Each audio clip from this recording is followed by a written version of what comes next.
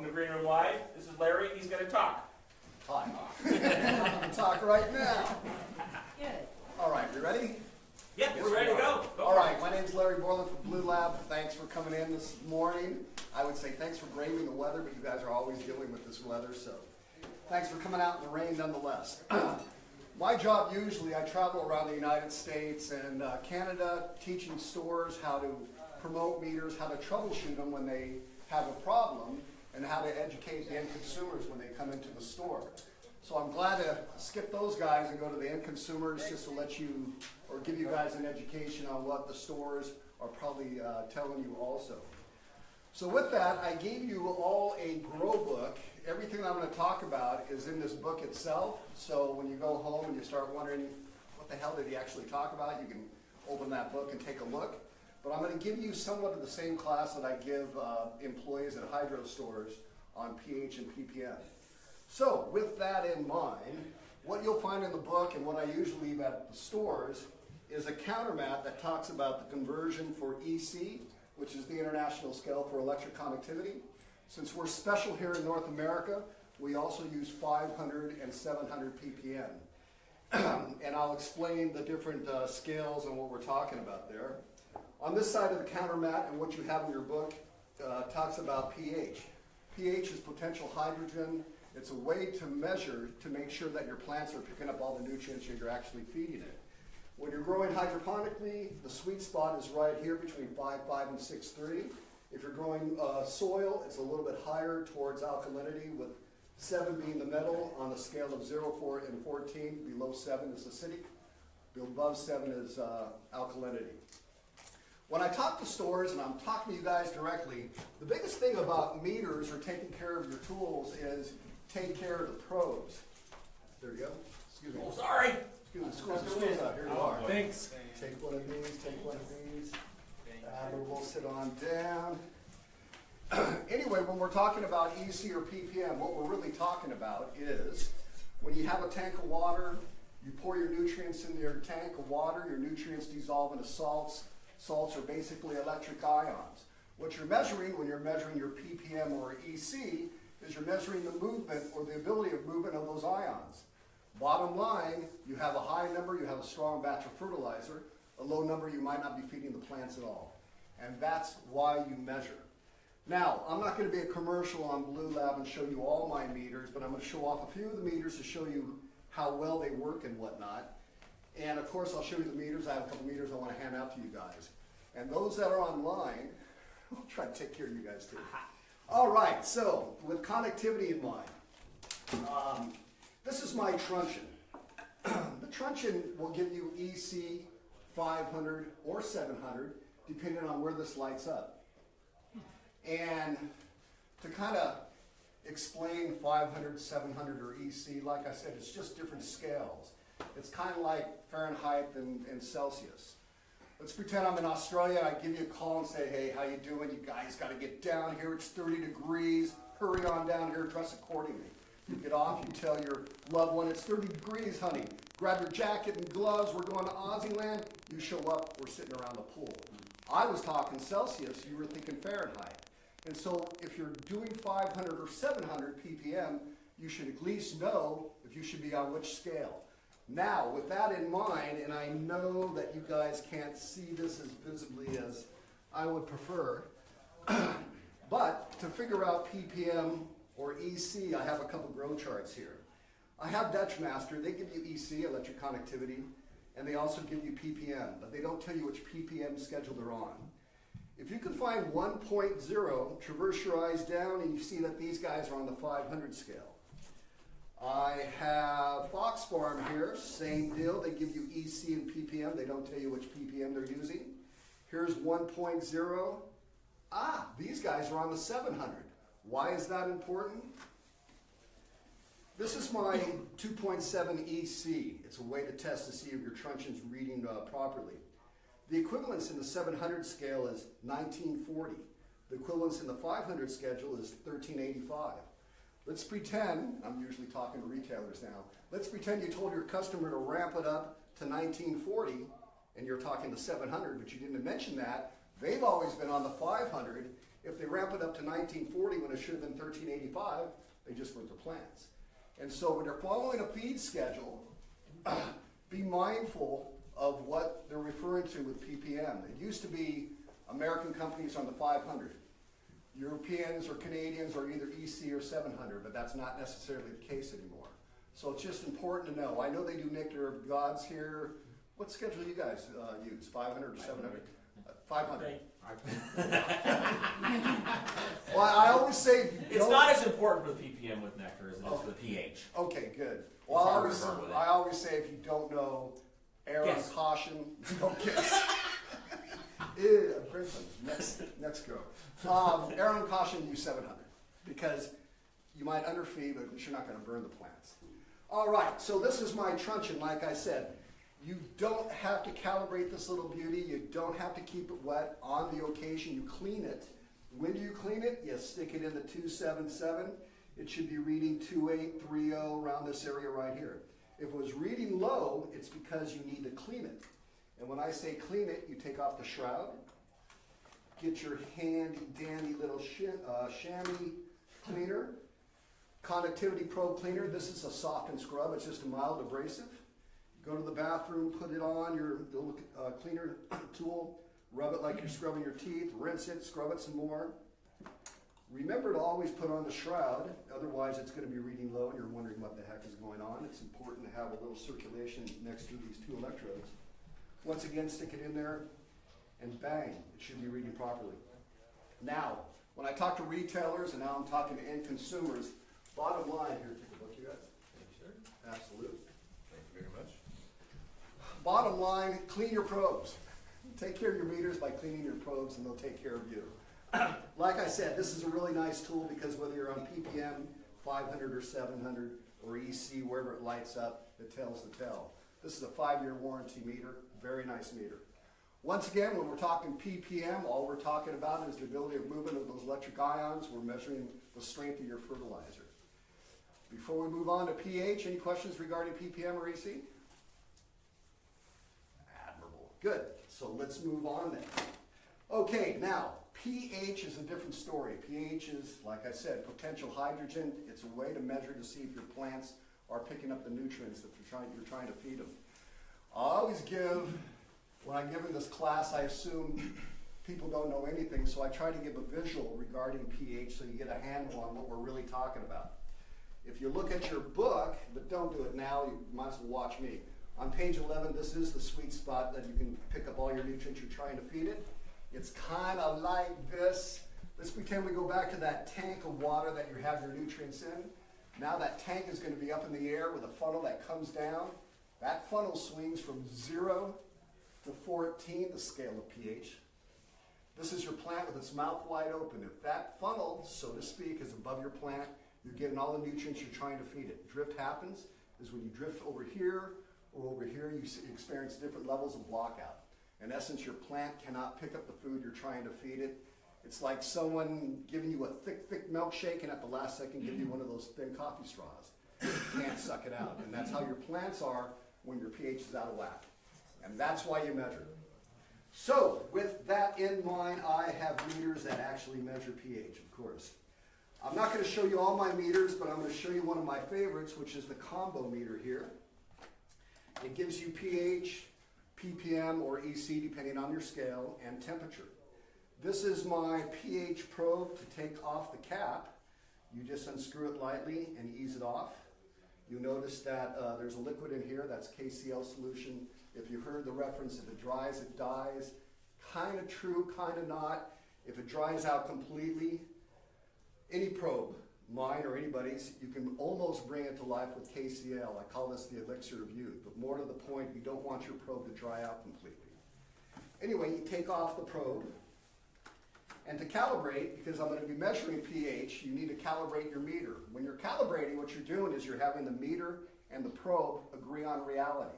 If you have that scale from 0 to 14, and you have 2 reference points, 7 being neutral and 4, then you have 2 reference points to delineate where exactly you're going. And that's why you have to measure and you have to get these guys talking to each other. So to calibrate, very, very simple. We always start with 7 first, which is neutral. And to calibrate my meters, they all calibrate the same way. You just push calibrate until it says cal, let go, and you'll see a series of circles going across the screen.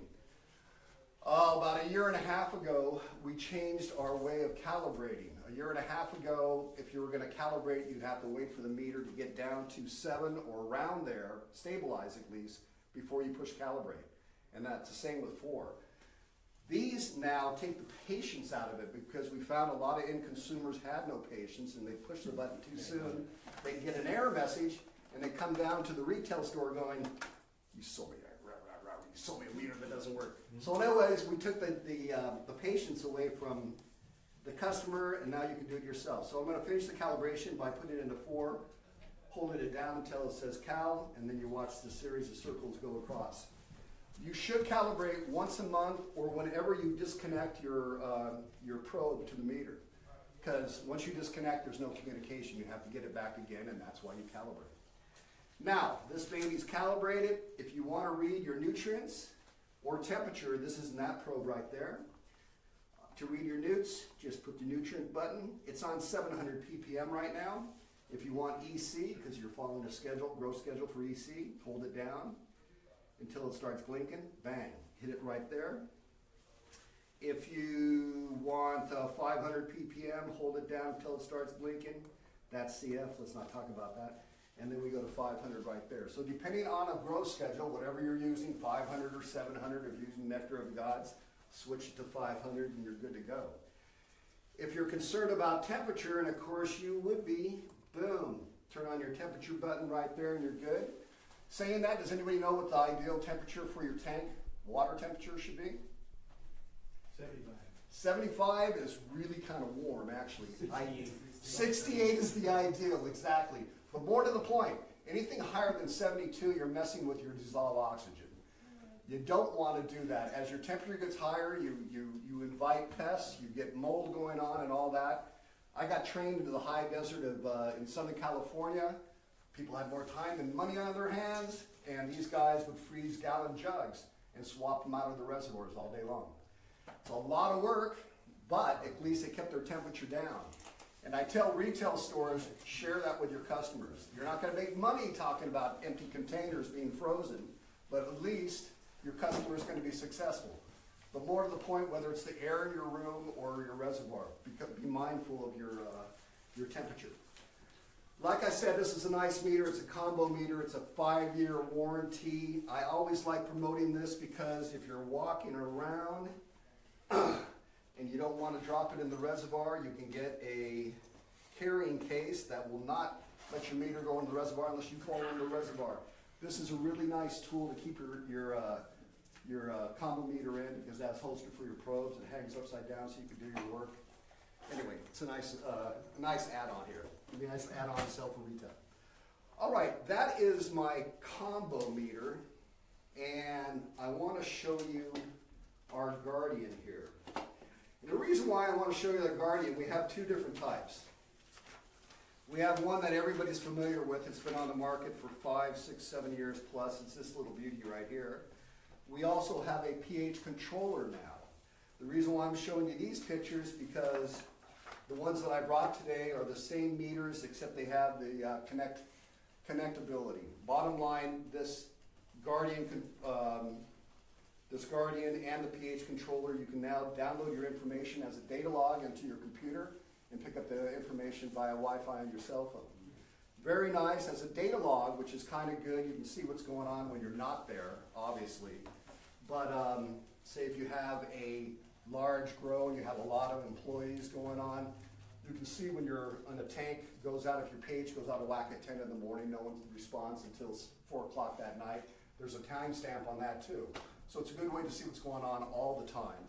And as a matter of fact, you might have noticed Dosatron now promotes our pH or our Guardian monitor with their systems, so you can actually see what's going on and it validates their equipment. If you did notice what Dosatron's doing, they are now promoting our Guardian Connect with inline probes. They're much more durable, obviously, but they fit in line in a tank or a system you're actually feeding directly from your newts. So with that, I know you are salivating to get one of these, so I might as well show you how to work it. Once again, it is similar to our combo meter in the sense that it does pH, conductivity, and temperature. But like I said, it has an alarm system, which is kind of nice. I just pushed my, put my pH probe on it, so I am going to calibrate again because it's so darn easy. I put it in the wrong one as I see it going down to 4. Let's put it into 7 first. And I'm going to push the button far too soon in the old days, but it doesn't matter anymore because it will actually do it itself. Once again, it takes a little bit longer. I've been doing this for about 6-7 years. Once we started having this series of circles going across the screen, I've had to expand my wrap a little bit. So talk about the weather, what else? But anyway, it does the same thing. It takes the patience out of calibrating, and there it goes to 7. Once again, it's a 2-point calibration for a better read. Stick it into the 4, push the button far too soon, but it doesn't matter. It gets to pH cal, and bang, you'll have your series of circles going across the screen again. Now, like I said, this meter has a few other things compared to the combo meter. This has an alarm system, and it has a dimming light, and with the connectivity, you can get all your information as a data log. So as it goes through the process of calibrating, we'll wait. We'll absolutely wait. But I want to show you this light here. There we go. Come on, baby. So now you're calibrated for the next 30 days right there. We have a light. I have it on 5 right now. You can take it to a very bright 8.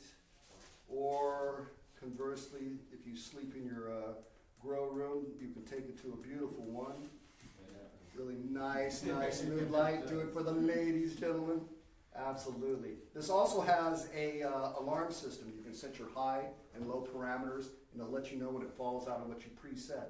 Very easy to use. 1 finger, 1 button. Hold it down for 3 seconds. Meter wants to know your high points, whatever you feel strongly about. Same button. Meter wants to know your low points. So a little bit higher there. To save it, same button. To turn on the alarm, same button.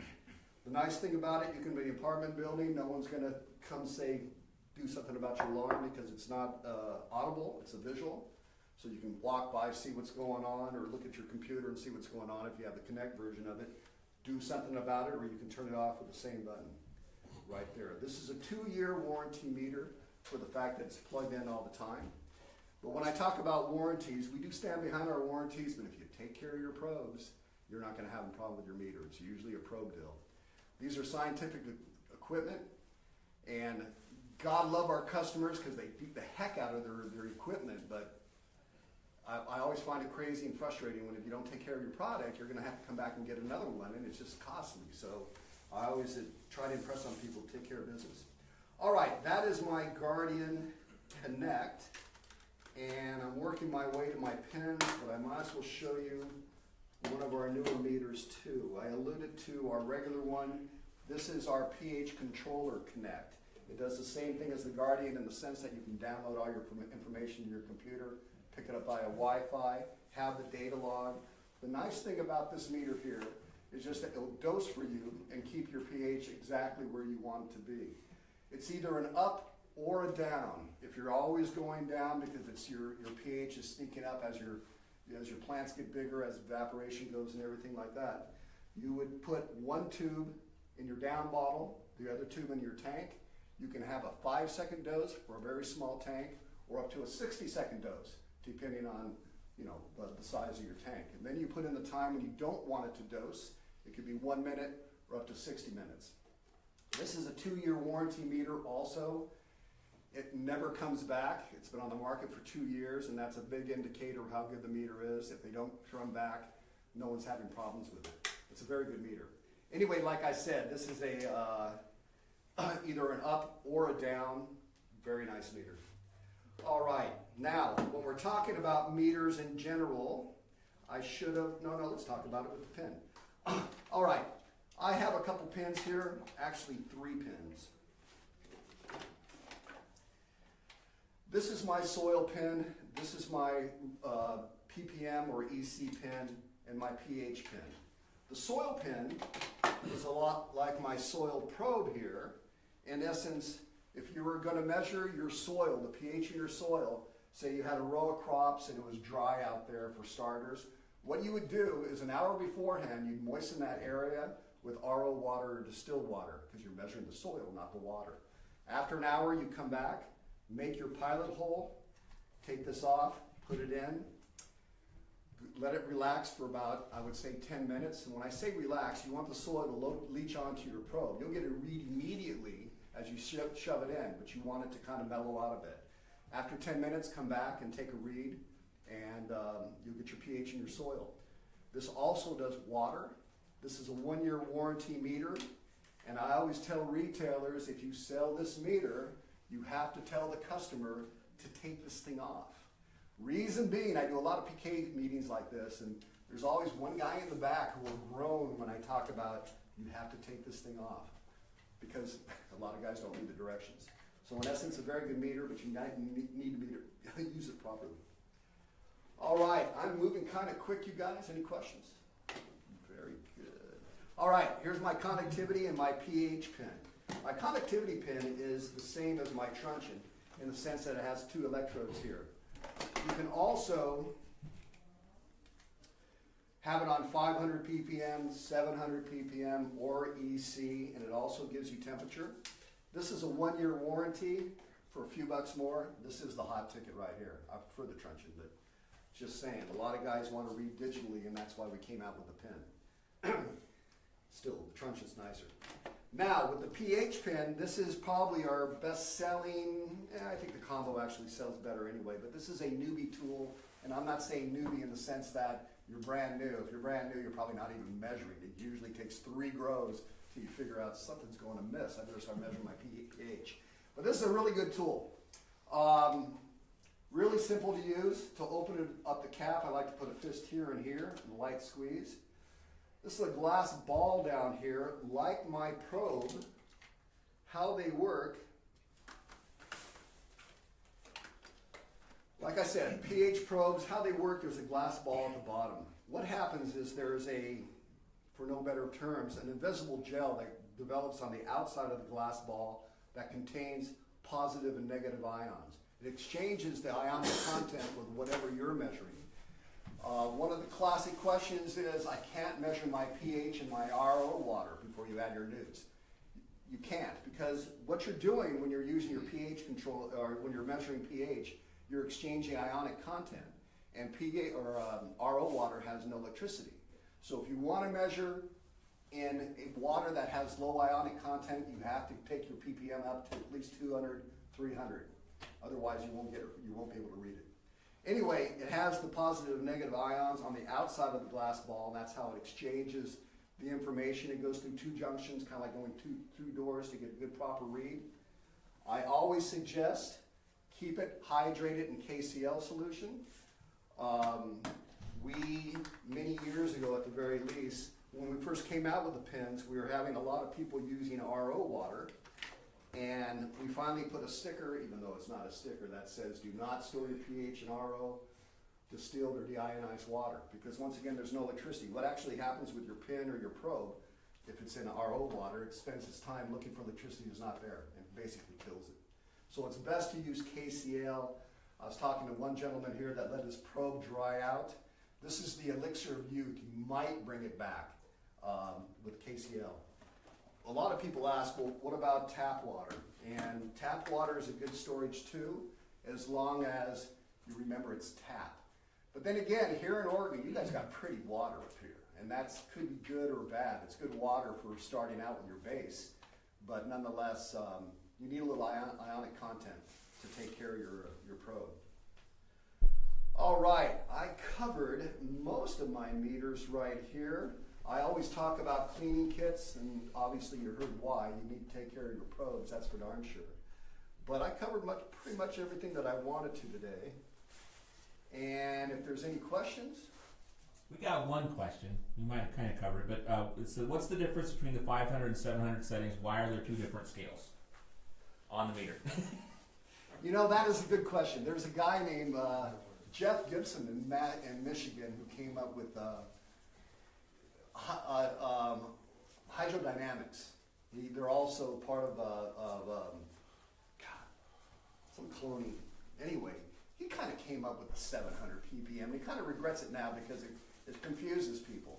And like I said, I was showing these grow charts. If we all talked EC, it would make sense because that's what we're all doing. But the 500 and the 700, I think it's almost confusing. And that's the other part here now.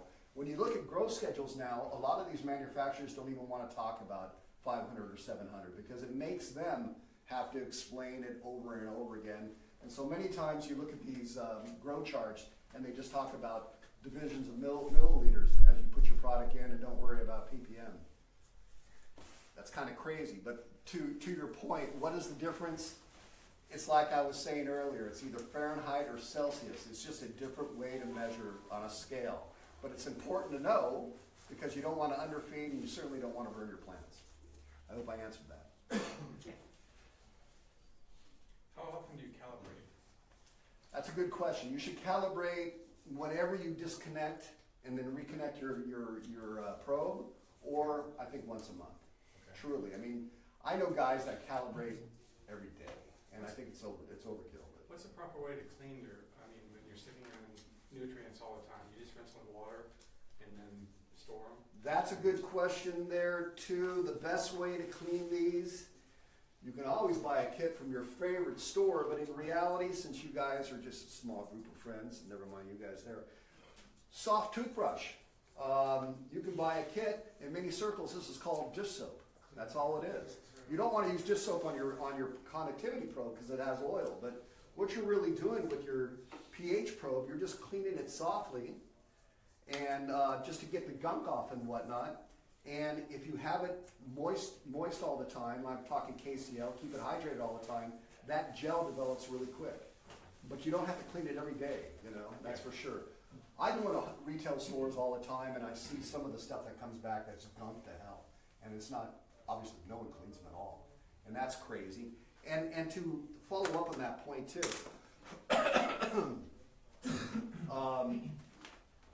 our inline probes, we suggest, highly suggest, putting them in from the side. And I've gone to a few grows that they have their probes coming up from the bottom on this U. And that's not a good idea because the sediments will sit on top of your probe and you're not going to get a proper read. So it's best to come in from the side angle so the water shoots by and gets analyzed rather than having anything sitting on it. But more to the point, if you're using really gunky organic stuff, maybe a little bit more. But reality suggests, 2 weeks, 3 weeks, a month. As long as you clean it, as long as you check it. I didn't finish the calibration on this pen, and isn't there a pH check mark on it when it goes back? Exactly right, and that's why I'm going to calibrate this right now. I haven't in the 7, but you're right. There's a check mark on the pen that I'll show you momentarily after it goes through its circles that will go away after 30 days, and then it's time to calibrate again. Is that the only time it goes away? I don't know. What was that? Yours didn't go away for 9 months? No, I didn't have a check show up for 9 months. Yeah. It's a 2-point calibration too. You can't just do 7. You got 4 and then it's 7 and 4. 7 first and then 4. Or you can calibrate 7 to 10. But yeah, usually it'll go away in 30 days. Yeah, absolutely. Yes, sir. Yeah. If the sensor goes bad, the probe is done for, right? Or are they replaceable? On these pens, they're not replaceable, no. Okay. That's why I like the combo meter or my boxing meters in general. This is a 5-year meter. Once your probe goes bad, this probe is part of the meter.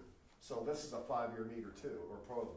But once your pH probe goes bad, you just buy a new one and continue on. But once again, if you take care of your probes, they should last you 1.5 years, 2 years. Yep. It's just cleaning it and keeping it hydrated properly. Can we store the sensor in pH solution or calibration solution like 7, or is that a safe thing to do? You can store it in 4. You store can. It in 4, okay. Absolutely, yes. And does calibration solution go bad? It does. The automatic question at a lot of the stores that I service, I leave one of these trays so that they can be proactive and help their customers come in. They look like they have caps, but in reality, this degrades over light and air degrade it in a day anyway. So, I'm using a lot of solution right now because because that's what I do. If I was at home, I would probably use it less.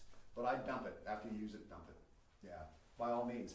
This is a good point, though, I want to point out. If you buy a pen, our pens now come with 3 sachets, little envelopes, kind of like this, right here. It has 7 and 4 that you can calibrate, and it also comes with a little sachet of KCl so that you can hydrate it before you use it. More to the point, and I always tell employees of stores, or if I'm talking to end consumers, you should hydrate it for 24 hours before you calibrate. You should hydrate it at least overnight before you calibrate. You should hydrate it at least an hour before you calibrate, because it's like turning the meter on. And the reason why I say it like that, a lot of guys come in, they're in a real hurry, things are going sideways, they just want to measure. Somebody said, you need to measure. And so the patience goes out, they don't hydrate it at all. It'll still work, but if you ever had a meter that takes forever to get to 4, forever to get to 7, it's because it was never turned on properly.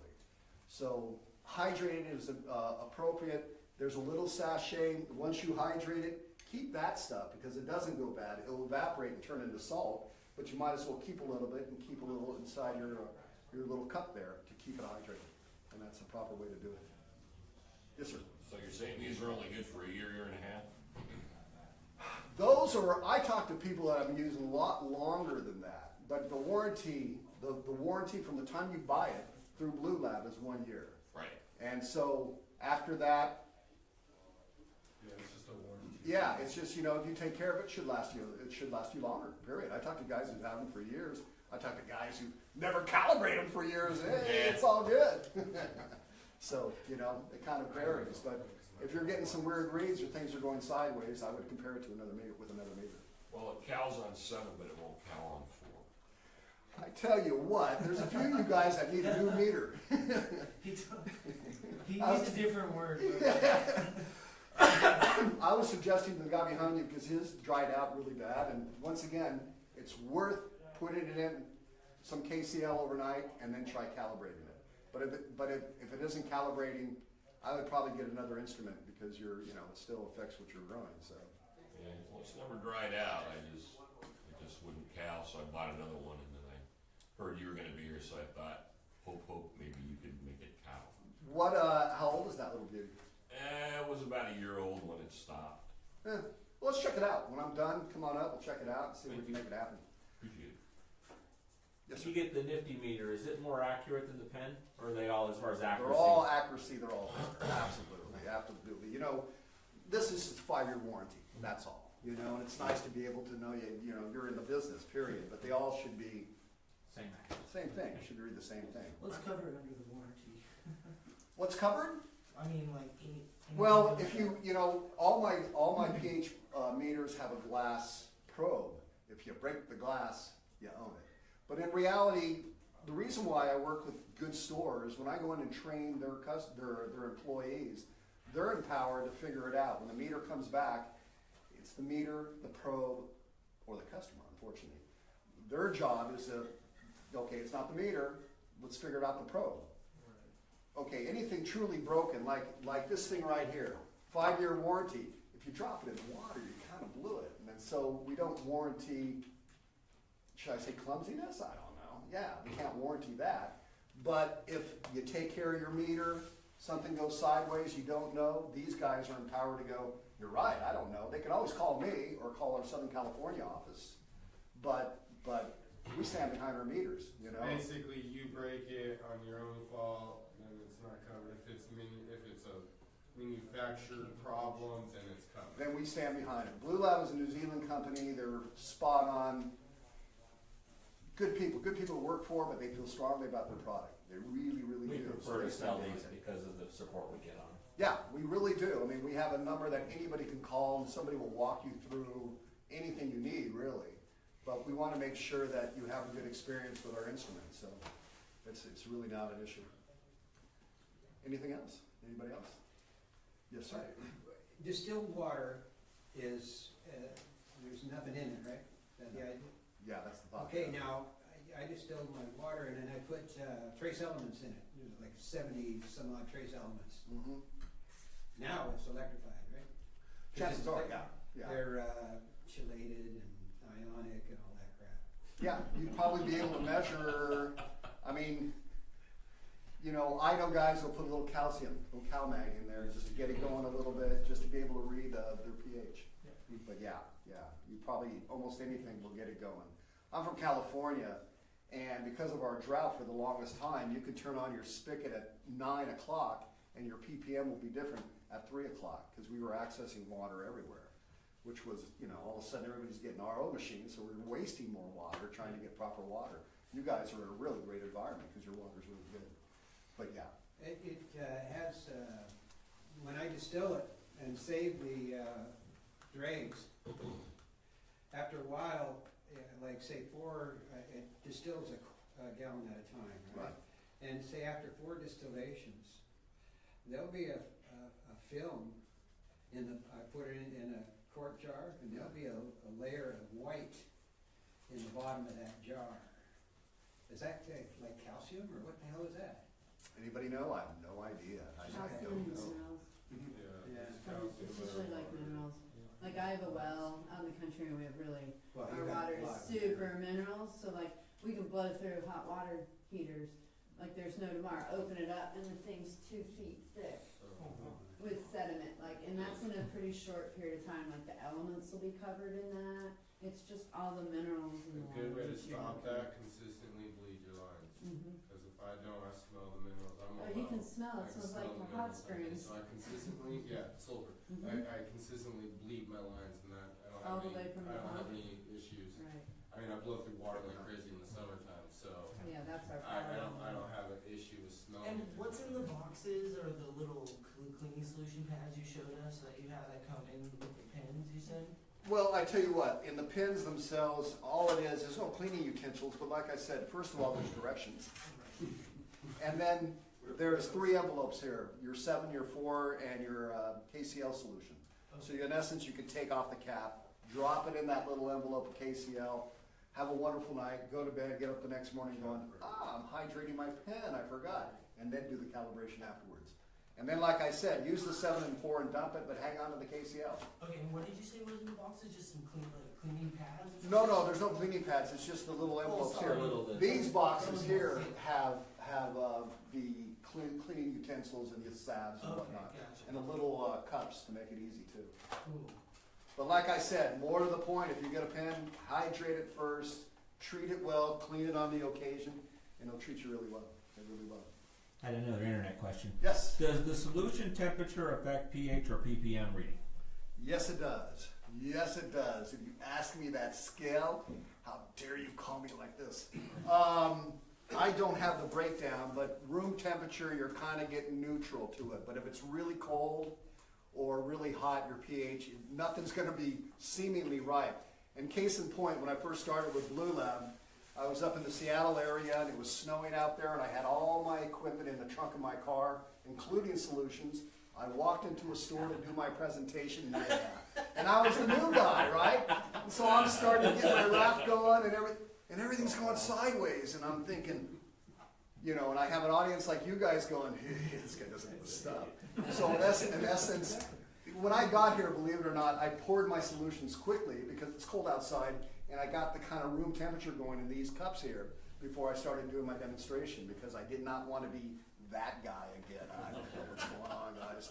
But yes, temperature does affect your pH reading. Absolutely. So My meters have a temperature compensation, though. As a matter of fact, that's another good one here. I had a phone call conversation a while ago regarding the Guardian. The guy had 4 tanks there, but he was getting a different pH read in all of them. So we were talking about this, and we're trying to figure out what's going on. We finally figured out, because he had a Guardian, he had his EC probe in the first tank that was room temperature, because it was filled up longest. And then he was taking the probe and measuring the other ones, and it was out of whack, because it was analyzing the room temperature, but the pH probes were analyzing colder temperatures. And so we're trying to figure it out until we stumbled on that reason. So in essence, what I'm really saying, if you have multiple tanks, even with your Guardian, take both probes and put it in there to get a proper read. If you're measuring different tanks with different temperatures. So that was a very good question, actually. And So if you- 65 is the temperature you want to shoot for. 65 is good, 67 is good, yeah, around there, absolutely. So if it's colder, does the reading tend to err on the high side or the low side? I think low, but you know, you're talking to a guy who tries to get optimum when he talks about it. Plus, I travel a lot, I am not a farmer anymore, it would have to be my wife, so I don't experiment enough in real environments. Okay. So, I think it's a little bit lower, but God, I haven't done it in a long time. My wife won't do it for me, so. That's a keeper. Well, she gave me a couple babies, so it's there you go. That's a keeper, no mine. All right, sorry, honey, if you're watching. Anybody else? Shall we just get on to free meters here?